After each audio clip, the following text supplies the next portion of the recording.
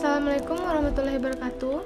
Perkenalkan, nama saya Intan Permatasari, NIM 1900612001, mata kuliah Ekonomi Pembangunan, kelas 3 Manajemen 5, dosen pengampu Ibu Dewi Ernita.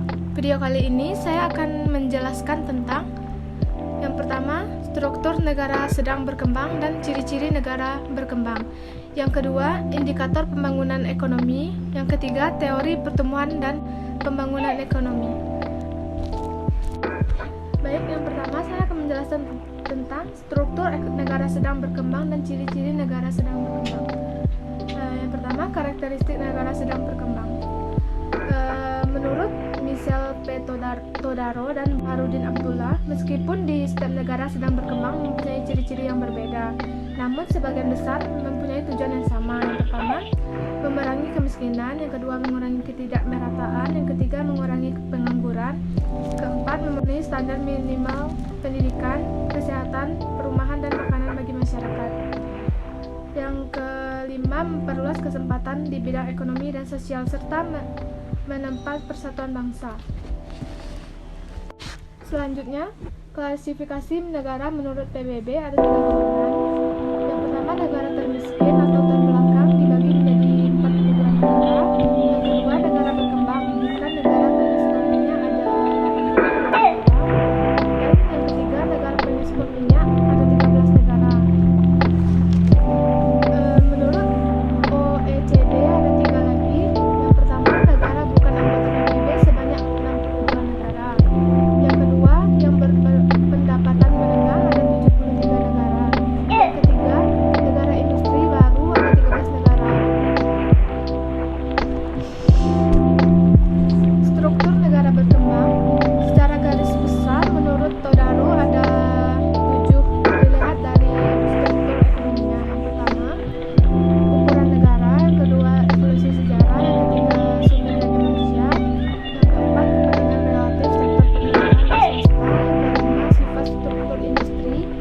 Yang keenam, tingkat ketergantungan terhadap ekonomi luar negeri dan kekuatan politik. Yang ketujuh, pembagian kekuasaan, kelembagaan, dan politik dalam negara. Selanjutnya, indikator pembangunan ekonomi. Yang pertama, urbanisasi. Urbanisasi sendiri adalah perpindahan penduduk dari desa ke kota. Alasan urbanisasi sebagai salah satu indikator keberhasilan pembangunan ekonomi adalah sesuatu yang sederhana dapat disimpulkan. Apabila di perkotaan banyak penduduk, desa yang banyak melakukan urbanisasi menandakan bahwa di perkotaan segala sesuatunya menjamin kesejahteraan dan kemakmuran. Yang kedua, pendapatan per kapita. Dengan adanya pertumbuhan ekonomi, maka akan berpengaruh pula pada pengembangan ekonomi. Pendapatan per kapita yang semakin naik disebabkan oleh stabilitas perekonomian yang bagus pula. Yang ketiga, struktur ekonomi. Alasan ekonomi berkaitan dengan struktur ekonomi sebagai salah satu indikator keberhasilan adalah dengan berkembangnya pembangunan ekonomi. Yang keempat, angka tabungan. Alasannya bermula dari perubahan ekonomi yang dimaksud adalah ketika sektor pertanian beralih ke sektor perindustrian, maka tingkat produktivitas akan meningkat dan output yang dihasilkan juga akan naik. Yang kelima, indeks kualitas hidup. Semakin baik indeks kualitas hidup, maka semakin bagus pembangunan ekonomi yang dilaksanakan. Dari angka-angka harapan hidup, kematian bayi, dan semakin baik suatu pembangunan ekonomi. Yang keenam, indeks pembangunan nasional. Indeks inilah yang nantinya akan membandingkan indeks kualitas hidup suatu negara. Kita akan mengetahui perkembangan pembangunan ekonomi kita berada di mana. Yang ketujuh, pendidikan. Kita bisa melihat yang keenam, indeks pembangunan nasional.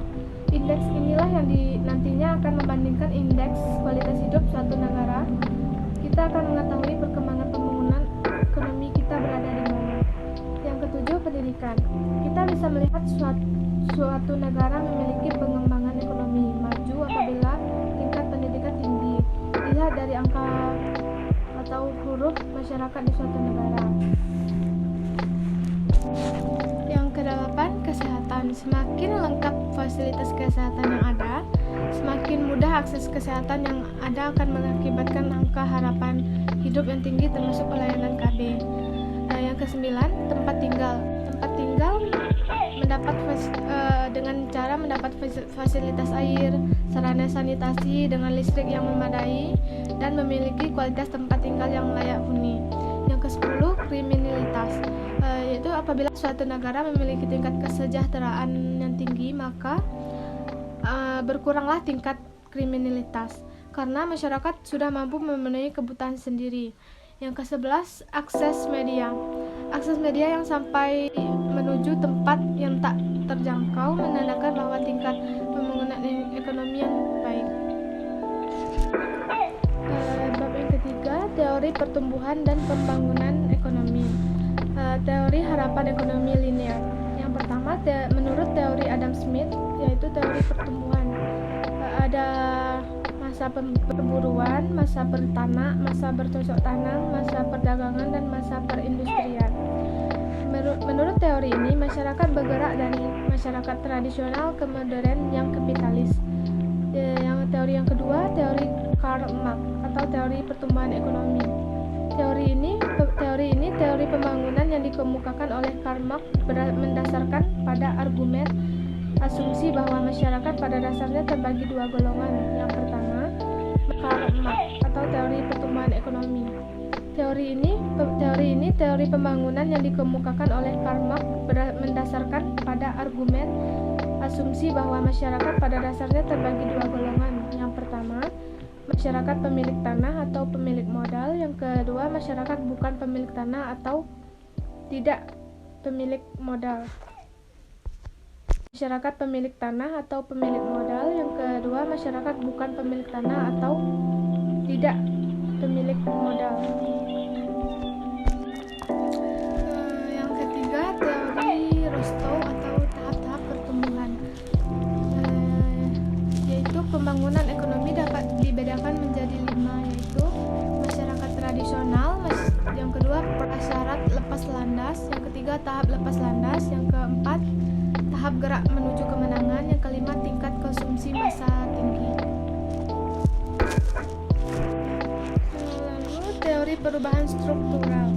Dalam teori ini ada teori menurut Boyke atau dualisme sosial, yaitu menyatakan dalam suatu masyarakat mungkin terdapat dua sistem yang berbeda. Yang kedua, teori pembangunan Arthur Lewis atau dualisme. Teori ini menjelaskan pokok permasalahan yang dikaji adalah mengkonsumsikan bahwa dalam perekonomian satu negara pada dasarnya akan terbagi menjadi dua. Yang kedua, teori pembangunan Arthur Lewis atau dualisme. Teori ini menjelaskan pokok permasalahan yang dikaji adalah mengkonsumsikan bahwa dalam perekonomian satu negara pada dasarnya akan terbagi menjadi dua, yaitu perekonomian tradisional dan modern. Yang teori yang ketiga, teori Chenery atau pola pembangunan. Teori Chenery atau pola pembangunan, teori pada modelnya transformasi perubahan struktural yang menjadi pada setiap negara sebenarnya dapat diidentifikasi dengan proses perubahan secara umum. Pada dasarnya memiliki kesamaan pola. Yang teori selanjutnya, teori Harold Domar atau akumulasi modal. Peranan penting kunci pada investasi dan pertumbuhan ekonomi. Investasi berpengaruh dalam pertumbuhan ekonomi. Selanjutnya, teori dependensia. Teori ini menjelaskan penyebab keterbelakangan ekonomi yang dialami oleh negara berkembang. Asumsi dasar teori ini adalah pembagian perekonomian dunia menjadi golongan. Selanjutnya, teori neoklasik atau penentang revolusi. Teori ini menjawab sanggahan teori dependensia tadi yang cenderung. Teori neoklasik ini cenderung menggunakan pendekatan yang bersifat revolusioner sebagai salah satu pemecah eksploitasi terhadap periferi, atau teori non-klasik yang tidak menyukai pendekatan revolusioner atau teori penawaran. Sekian video dari